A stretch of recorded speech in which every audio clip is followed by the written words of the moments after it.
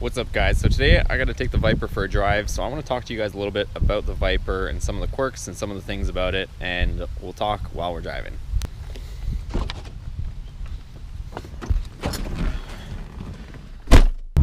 Okay, so I'm hoping you guys can hear me okay, but that's going to bring me to my first point about the Viper. The Viper is a loud car. This one obviously has an exhaust on it, so it's going to be louder than any other car, or a stock car I should say, but it's generally not a comfort car or a creature comfort car. It's very raw, brutal, all that kind of thing. So, I mean, it's not a car that you want to be daily driving, in my opinion at least, or not a car that you want to be in a really long road trip for. With that being said, you know, like I think I told you guys, I've owned this car for about 2 years now. I've taken long trips in it. I originally bought this car on the other side of the States and drove it about 2,000 miles home. So it can be done. I've done it. But the car is mostly stock at that point. So it was a bit of a bouncy ride, but the exhaust was stock and it wasn't as loud as it is now, because now it sounds good, don't get me wrong, but it is definitely loud. So that's one thing that I want to clear up.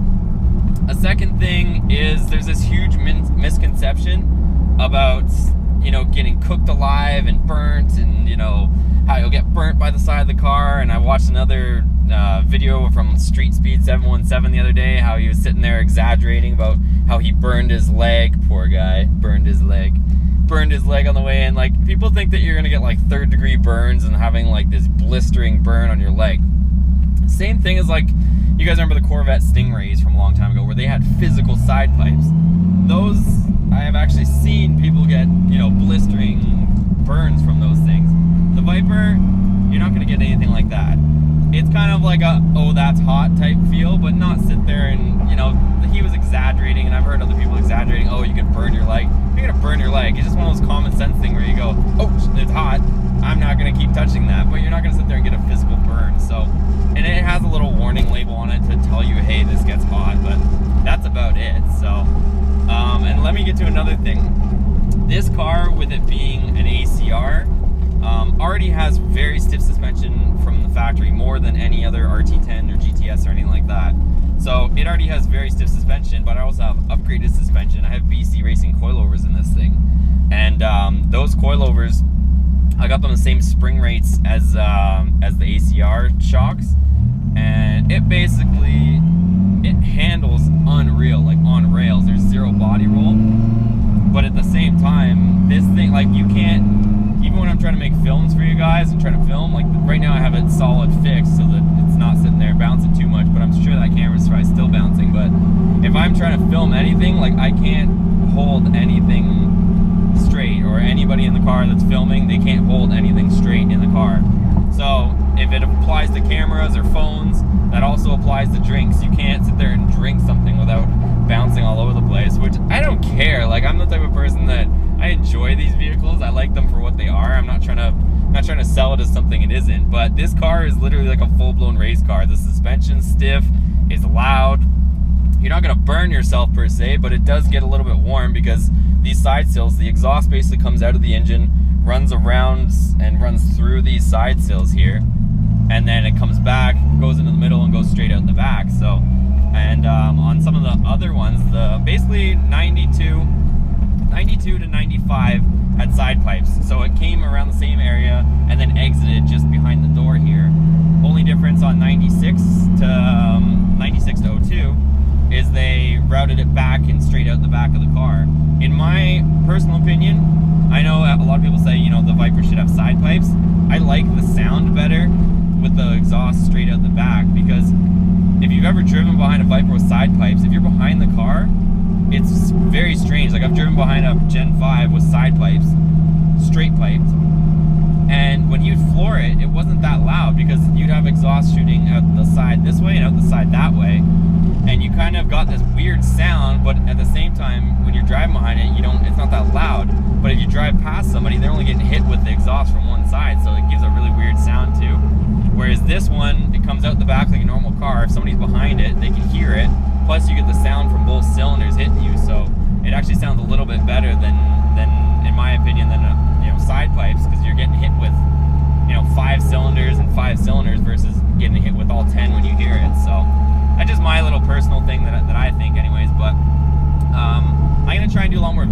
guys on this thing. What are some other things? There's weird quirks, like you guys can see the steering wheel right now, it's backwards. So it doesn't come from, you know, if you're in the driver's seat, it doesn't come over this way. It comes from the inside outwards on the, you know, 96 to 02 at least cars. And then on my car, because of the ACR, I have 2 sets of seat belts. I got the 5-point harness that I'm just kind of sitting on top of right now. And then it's got the regular lap belt if you don't want to go through all the hassle of getting the 5-point all situated.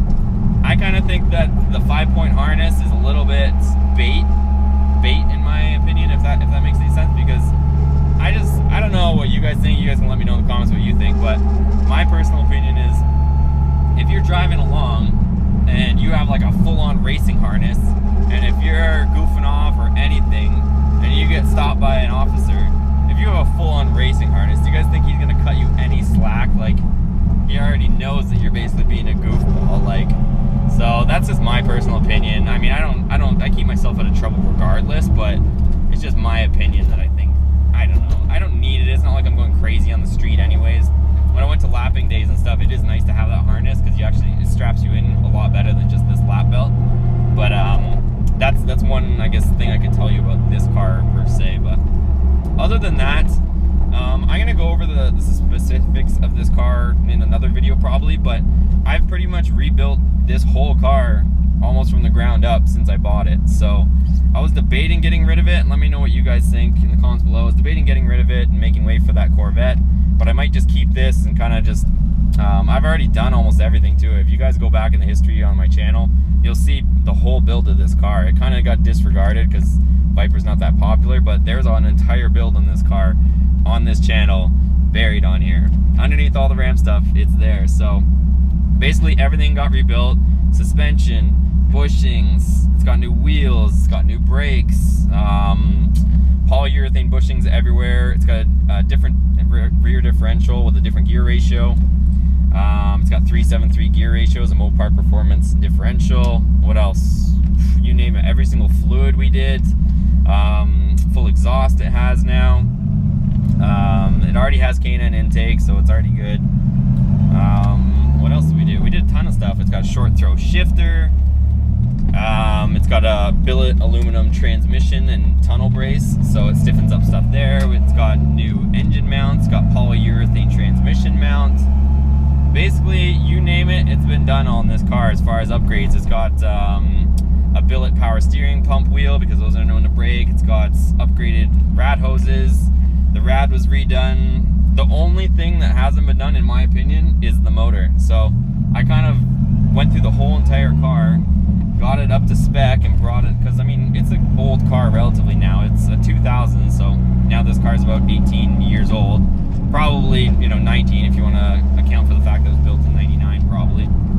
But I mean, there's just a lot of stuff that at that age starts to go, just little seals and stuff. So on the motor, I think it would be nice to at some point pull the motor, basically build the motor, put a cam in it, you know, or just refresh it, and then put it back in the car. And I think this thing would be pretty badass if we did that. I don't know. That's kind of what I was thinking, but at the same time too, I don't really want to invest the time or money into it if there's no interest on it, which seems to be kind of the case on this, unfortunately. So let me know what you guys think, but I think we're definitely going to get the Corvette, hands down. I'm just trying to decide whether we should keep this at the same time.